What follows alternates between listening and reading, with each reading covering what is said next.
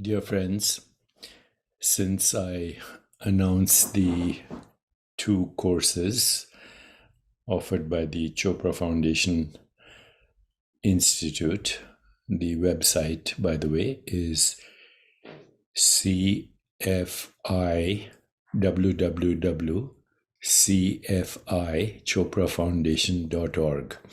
So once again, the website is www.cfi.choprafoundation.org.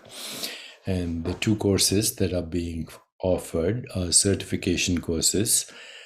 The first one is on the soul of leadership, and the second one is on peace is the way. And since I announced this, we've had an overwhelming response with people joining this movement for peace consciousness and leadership that takes into account every aspect of our well-being. That is corporate well-being, physical well-being, social well-being, community well-being, also financial well-being, and how they're inseparably related. So I am encouraging you to please join this right now, this organization, and become a participant in the peace process. So today I'd like to introduce Ahimsa to you, which is the first yama, the first principle of social intelligence in yoga. And I want to start off by saying that if you're not a victim of the Holocaust, or you haven't suffered from anti-Semitism, and you're also not a victim of the injustice and violence and indignity and trauma that people from Gaza have experienced, then no matter what you say, no matter what I say, you will enrage people. So it's very important right now to be careful about what we say and how we say it.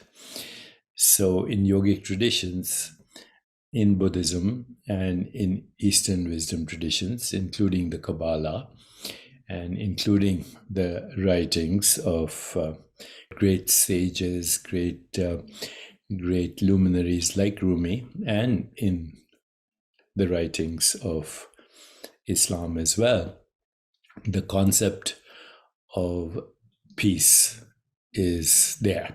In fact, when Muslims greet each other, they always say, in the name of the Prophet, may peace be within you. Now, it doesn't matter how we interpret these different scriptures, but remember, the scriptures are also revelations that came in moments of transcendence. And in all of the scriptures, peace and joy and happiness and equanimity and insight and intuition and empathy and compassion and love in action are emphasized in every religion because of the religious experience, which is transcendence, finding our common identity as pure being beyond all constructs, and common identity as timeless awareness, common identity as the true self. We can only experience this kind of liberation from suffering. Liberation from suffering. Liberation is not of the person, but from the person, and the person is the conditioned mind. And the conditioning runs deep because violence has been our inheritance ever since human beings started to tell stories. Then their separate minds, their separate stories, their conditioning started to create violence. It's part of our history and culture. So to say that we can create world peace sounds actually almost audacious and impertinent and daunting and also unrealistic. But what's a dream for? We must stretch more than we can reach. And we can start in small ways, very small ways, by creating peace in ourselves, peace in our families, peace in our communities, and just hope for that critical mass.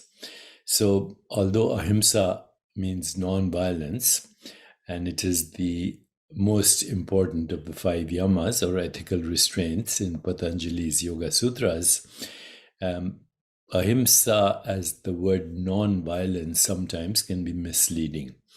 Ahimsa is really living at the level of being, it's peace presence. There are some examples of how to practice ahimsa in yoga, and these include be kind and compassionate to yourself. This means accepting yourself for who you are, your flaws, and everything else. It also means listening to your body and not pushing yourself too hard in yoga practice. It means respecting yourself and respecting others, honoring their personal space and their individual needs. It also means being mindful of your words and actions so that you do not cause any harm to anyone. It means avoiding violence and aggression and always being mindful of your speech. So today I just want to talk about speech and then encourage you to take the courses that I just mentioned by going to cfi.choprafoundation.org, and let's hope we can do something that heals ourselves and heals our wounded separate mind, and therefore ultimately permeates into the ecosystem of our existence. So in the yogic tradition, there are 4 levels of thought. Okay, the first level of thought is called para. Para means infinite possibilities and therefore infinite freedom. It is unmanifest, but that thought, every thought you have, is entangled with all other thoughts in the field of possibilities. The second is called pashyanti. The field of possibilities starts coalescing into a field of probabilities. The third level is the internal dialogue. You start to hear your conversation with yourself. And the fourth level is speech and action. It is only at the level of speech and action that we create karma. Karma means we create habits of thinking, feeling, speaking, and behavior. So until you speak, there's no karma. No good karma, no bad karma, no upgrading of the illusion, no downgrading the illusion. And therefore, that last step, speaking, is very important. And the practice is be aware of what you want. The most important question in existence is, who am I? And the simplest answer to who am I is I am infinite possibilities. The second most important question in existence is, what do I want? What do I want for my family, for my friends, for my society, from humanity, for me? What do I want? And our obvious answer is we all want peace, harmony, laughter, joy, prosperity, and ultimately love. In fact, love is another word for non-duality. Love is another word for non-duality. Such love, the presence of love that heals us and heals everyone. So that's the second most important question of our existence. The third most important question is, what is our purpose? What is our dharma? And our dharma is to uphold that which is evolutionary, that which is creative, that which is healing, that which is insightful, that which is moving us in the direction of transcendence and oneness. And then the fourth question, which is more important than any other question, is what am I grateful for? And I think the simplest answer is we are grateful for existence. That we exist is something that we should be perpetually surprised for and grateful for.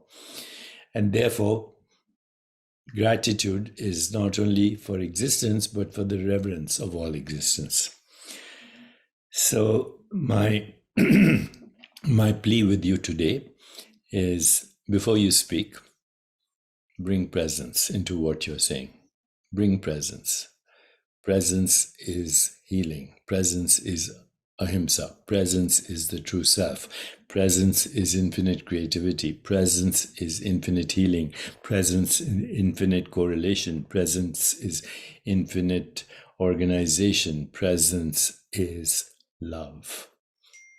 So bring presence in everything that you say. And then, if you cannot bring presence to what you say, then refrain from saying. And if you do this, I guarantee you, you will feel peaceful, but people around you will feel peaceful.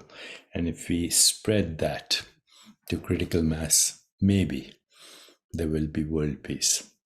Once again, please join our community and take part of the offerings. Peace is the way, soul of leadership, by going to cfi.choprafoundation.org.